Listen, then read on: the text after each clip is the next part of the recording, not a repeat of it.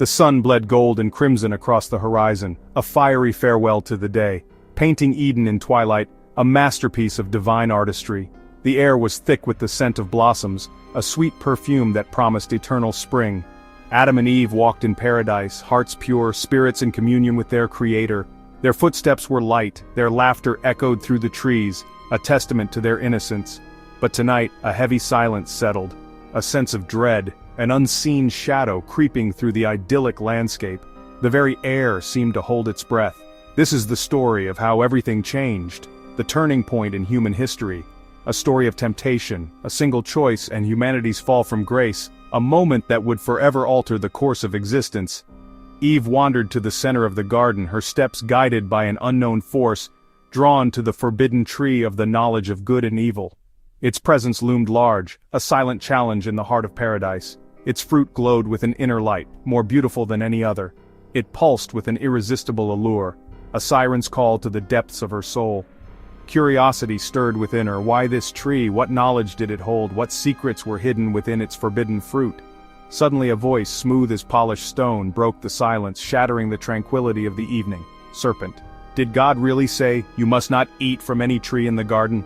A question laced with doubt, a seed of discord planted in fertile ground. The serpent, more cunning than any creature, coiled among the branches, eyes glinting with malevolent intelligence. A predator patiently waiting for its moment. Eve explained God's command. They could eat from any tree but this one, or they would die. She repeated the warning, but the serpent's words had already taken root. The serpent laughed, a low hiss. A sound that slithered through the air, chilling her to the bone. A sound that should have been a warning, a deafening alarm bell signaling the impending doom. "You will not certainly die," the serpent insisted, its voice a silken whisper, dripping with poison and false promises. It was a calculated deception, a subtle twisting of truth designed to sow seeds of doubt. "God knows when you eat it, your eyes will be opened," the serpent hissed, implying a hidden truth, a secret kept from them by their Creator. "You will be like God, knowing good and evil." A tantalizing prospect, the allure of divine knowledge, the promise of transcending their current state.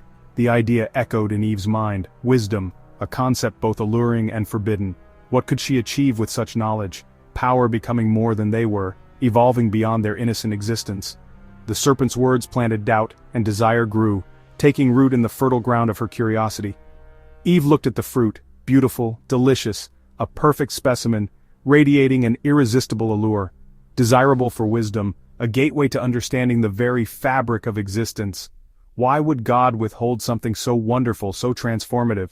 Was it truly for their own good, or was there a different reason? She reached out, plucked the fruit and took a bite, succumbing to the temptation that had been so carefully cultivated. Nothing happened. No thunder, no lightning, just the sweet taste on her tongue, a fleeting moment of pleasure masking the profound consequences. But a fracture had formed in creation, a subtle but irreversible shift in the balance of the world. Eve found Adam, offered him the fruit, and shared the serpent's promise, extending the temptation, inviting him to partake in the same forbidden knowledge. Adam looked at her, then at the fruit. He knew the command, but he loved Eve, and the choice before him was agonizing. Without protest, he ate, choosing love and shared destiny over obedience and innocence. In that moment, their destinies were forever intertwined, bound together by a shared act of defiance and a profound shift in their understanding of the world.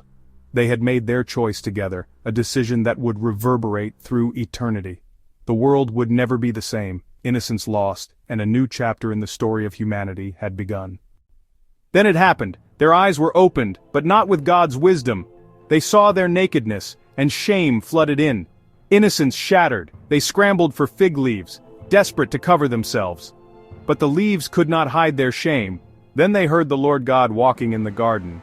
What once brought joy now brought terror. Overwhelmed, they hid among the trees. God called out, "Where are you?" It was a question of the heart, not location. Adam replied, "I was afraid because I was naked, so I hid." The first excuse, the first confession of fear, the age of innocence was over. Humanity's relationship with God was forever changed. God's response was swift, a divine reckoning that echoed through the garden. It was a moment of profound consequence, a turning point in the story of humanity. The weight of their actions now pressed down upon them. "Who told you that you were naked? Have you betrayed my trust? Have you broken the sacred bond between Creator and creation?"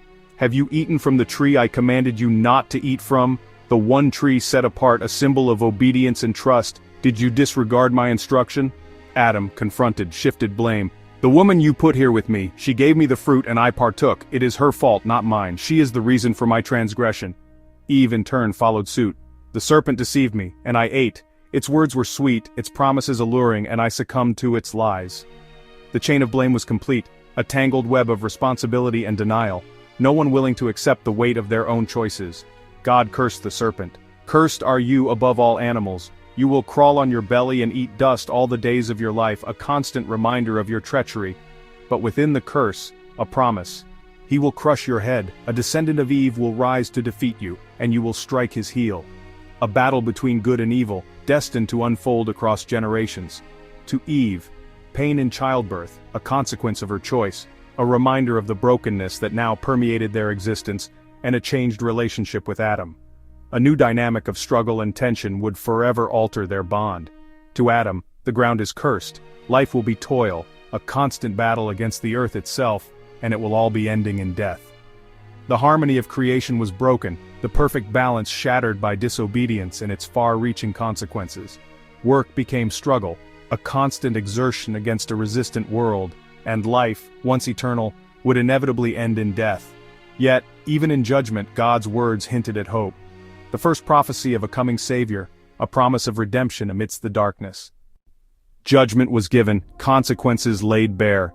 Yet God showed mercy. He made garments of skin for Adam and Eve, covering their shame. It was the first sacrifice, foreshadowing a greater one to come, but they could not stay. To protect them, God sent them from Eden, barring the way to the tree of life. The gates of paradise closed behind them. Exiles now, they carried the weight of their choice. God placed cherubim and a flaming sword to guard the way back. The path to paradise was sealed. The sword of fire stood as a reminder of what was lost. Yet even in exile, hope remained for redemption.